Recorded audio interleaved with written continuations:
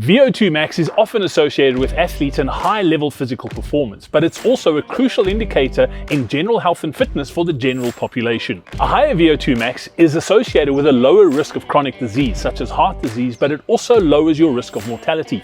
And let's be honest, who wouldn't want that? So in this video, we're going to discover what a good VO2 max is for a 50-year-old runner and why it matters. We'll dig into how it's measured and how you can find out what yours is and how to improve it. Once we've done that, we'll also talk about one of the biggest buzzwords doing the rounds at the moment and how your VO2 max not only has the ability to improve your running, but also to help you live longer. I've got Lindsay with me here today, and before we dive into what a good VO2 max number is, Lindsay, let's take a step back. And what is VO2 max? Brad, simply put, VO2, V stands for volume and O2 for oxygen. So VO2 is the volume of oxygen that you are using at this present moment in time to produce the energy that you need. For us, it's sitting here, or if you're walking around, and VO2 max very simply then becomes the maximum volume of oxygen that you are capable of processing when the demand of energy is very, very high.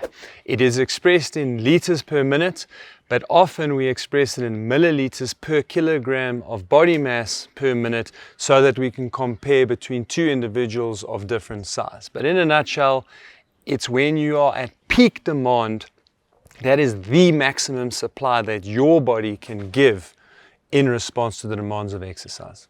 Okay, cool. That's great to know. So before we figure out what my number is and how it stacks up to other runners, how do you measure VO2 max? All right, there's a couple of ways that we can look and figure out VO2 max. We've got indirect methods, which you would typically use a watch for. They've all got algorithms, and based on your exercising heart rate, the intensity that you're running at, they give us a predicted VO2 max. Those are notoriously inaccurate, but the important thing when we're using something like that or an indirect measure is that what we are normally looking to do is to see some kind of improvement or tracking that we are actually able to do the basics. So it's still useful, but it's not accurate. There are some other methods that you can use on the internet where you plug in things like body mass and age and your current level of activity, and they'll give you an idea of where you fall on the spectrum. But in reality, if you really want to know what your true VO2 max is, then you need to go into a lab where they will measure your oxygen consumption by putting on a mask that will extract the oxygen and carbon dioxide from the atmosphere, so they can figure out how much oxygen is going in and how much carbon dioxide is going out. And based on those calculations, they can then tell you exactly what your VO2 max is. All right, let's now dive into the nitty-gritty of how I compare to other runners. I've done the test, I've got the number. How do I know if it's good or not? So Brad, these tests have been done for many, many years. So there's a lot of data that's been built up, and they can then compare you to normative data, again, based on that milliliter per kg of body mass, so that you can be compared to other individuals that don't necessarily look like you, but also so that they can group you by age and gender. Okay, cool. So before we talk about that massive buzzword that's doing the rounds at the moment, I think it's human nature that what you measure, you want to improve. If I've got my VO2 max number now, the logical progression is, how do I get it better? What are some of the things I can do to improve my VO2 max? Yeah, such an important question, Brad, because also over the years, people thought that there was such a strong link to your genetic link to your VO2 that they thought that is your number. And the reality is that we absolutely can improve VO2 max through training. So how exactly do we do that? Well, we want to push up the ceiling. VO2 max stands for maximal oxygen consumption. So to push up the ceiling, we have to work at the ceiling or just above. So we want to do some short-term, high-intensity exercise, but of course we also know that that is the highest risk for injury. The harder you work, the higher risk of injury. So we cannot do that work too often, and we probably only want to do that a maximum of once a week. The second aspect to it is we need to provide the building blocks that will allow the body to actually provide more oxygen.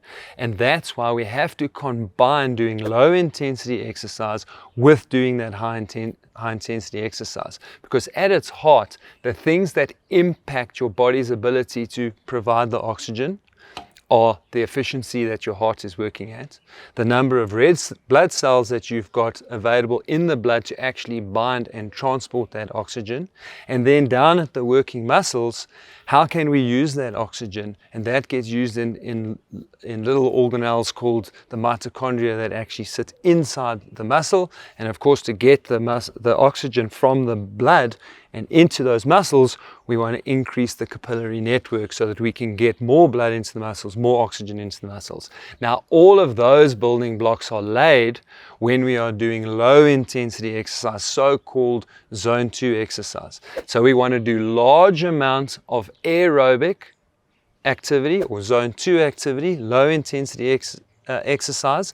That allows us to build up that capacity, but then we also have to push up the ceiling so that the body can demand more by improving the muscles, the tendons, the ligaments, the musculoskeletal coordination that's required to demand more of that exercise. And so it's really that combination of low but high intensity dose roughly once a week with much more lower intensity, higher volume activity to bring those together and push up our VO2 max. Okay, so knowing all of that is good and well, but does it really matter to me? Absolutely, Brad. It matters because we know that you need a minimum VO2 max just for normal activities of daily living. Or for example, if you want to be able to take a flight of stairs on your own in your 60s, 70s and 80s, we know that you need to have a VO2 max of roughly 32 mils per kg of body mass per minute. And if you have that number now, just like many other factors that we lose as we get older, we know that we lose roughly 10% of our VO2 max per decade after the age of 50. So if you are now sitting in your 30s and 40s, in your early 50s, you know that you're not going to be able to look after yourself when you get into your 80s and 90s. And so it's incredibly important to know that your VO2 does matter. And secondly, that you can do something about it. Okay, so essentially what you're saying is VO2 max is one of the key metrics to predicting a longer life. Let's talk about that buzzword that you've been talking about the last couple of weeks here at Coach Parry and sort of how it fits into the greater scheme of things with regards to VO2 max. Yeah, absolutely. I mean, over the last decade or longer, people have really been talking about the word longevity. People want to live as long as they can. But the reality is that living for a long time, but living in poor health, is really no life at all. And so the buzzword now really is health span. And that's to say that whatever life we've got left is let's make sure we can live it well and on our own terms. And that is where VO2 max becomes so important. You can see from the graphic on the screen how age affects VO2 max, but importantly, once you have a number, you can see what percentile that you are going to fall in. As I said earlier on in this video, you want to be at 30 milliliters per kg of body mass so that you can at least take the stairs. And that's a pretty good measure because if you can take the stairs on your own, you're probably going to be able to look after yourself. You're going to be able to hang out with your kids, hang out with your grandkids. And so that is really what we want to be striving towards. What is really fascinating about us delving into this health span is that we now know that there are effectively 3 measures that will determine what your all-cause mortality rate is or your chances of being able to have longevity and health span. And those are grip strength, stalk stand, and VO2 max. And I'll tell you what's fascinating about that is that grip strength is a really good indicator of your overall strength, and stalk stand is a great predictor of your ability to balance. Now, if you can't balance on one leg for 30 seconds or longer, that puts you at risk for falls and breaking something. And that is in all sorts of literature that one of the highest causes of mortality is death within a year of falling and breaking a major bone in the body.